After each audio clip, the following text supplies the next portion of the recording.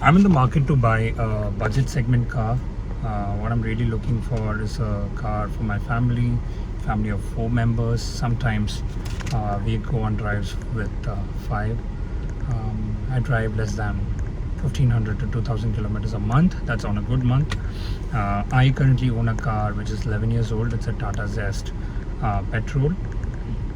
It's been 11 years and I've driven, looks like 45,800 kilometers, which is of course extremely low. So what I'm really looking for is a car which is of course modern in terms of having Apple CarPlay. I'm not someone who's interested in a sunroof. Just cruise control would be good enough.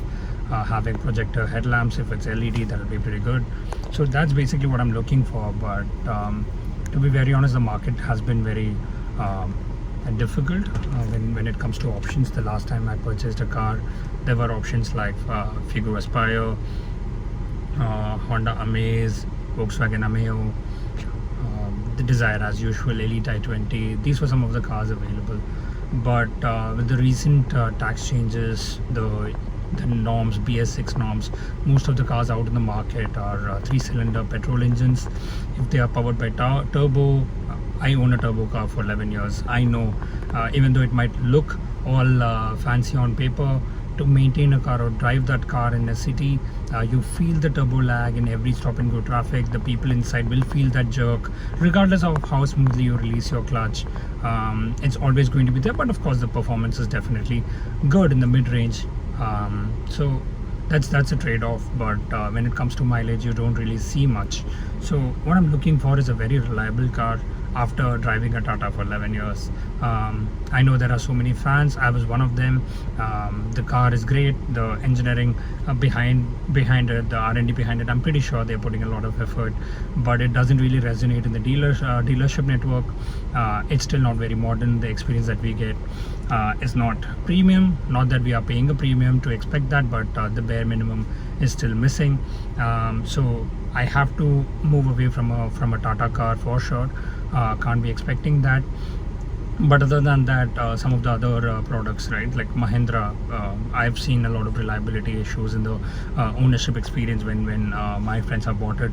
So I sort of want to steer clear away from Tata and Mahindra cars, although I'm someone who's always been very excited about having a made in India car. The first car that we owned as a family was a Tata Indica, and then we bought a Zest when I could buy it myself. I had the authority, not buy it myself, but had the authority to make that decision. But of course the ownership experience means a lot, right? You want a hassle-free experience for the next 5 to 8 years at least. So what basically I'm looking for at this moment is to have a car, since I drive very less, a car that's fairly reliable. I'm not worried about the resale value because that's not what I'm in it for. I want a car that can just run across the South India belt. If I want to go travel to North India with my family safely in a car on a highway cruising around 110, 115 kmph on the highway, and if it can return a mileage on the highway of around 13 to 14, I'll still be happy, because trust me, after driving a Zest, I'm used to getting 6 to 7 kmpl on the highway. I'm used to getting 11 to 12 kmpl, right? So that's going to be an upgrade for me either way. But what I cannot compromise on, something that I've been used to with this car, is the excellent ride quality that the Zest had to offer, right? So I know it might sound very corny for some of you when you hear it. This Zest being used as a taxi as well, right? You may not think that it's as good a car for whatever reason, but when you sit in the car, when you drive it, the seat, the cushioning behind it, the power you feel in the mid-range and the high range, when you sit in the rear seat, the comfort, the width you have in that rear bench, it's extremely comfortable, right? So when I'm going around test driving a lot of new cars, I don't feel that upgrade. Just to name drop one of the brands, right? I drove a Vitara Brezza yesterday. The fit and finish, the plastic quality used in that car, it really made me feel like I'm driving a 15-year-old car. Even though it is a 10-year-old car with certain upgrades, it really did not feel like an upgrade. Now, coming to the title of the video, right? Being a middle-class person, buying a basic car which barely feels like an upgrade from the car that I've already had, and paying 15-16 lakhs for it is just not cutting it, right? Like I cannot go into debt buying a car which is a depreciating asset. Within a year, if I want to go around and sell it, that 15 lakhs would turn around and be like 9.5, 9.8 lakhs.